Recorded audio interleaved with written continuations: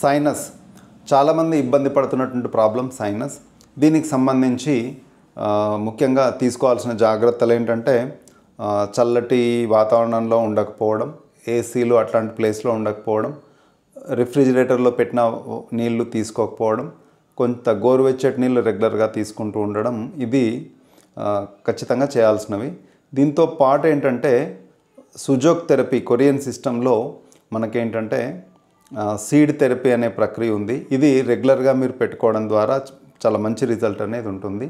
ఇది పెట్టుకోవాల్సిన ప్లేస్ ఏంటంటే అకార్డింగ్ టు సుజోక్ థెరపీ ఈ 4 పాయింట్స్ ఏవైతే ఉన్నాయో ఇవన్నీ సైనస్ పాయింట్స్ అన్నమాట.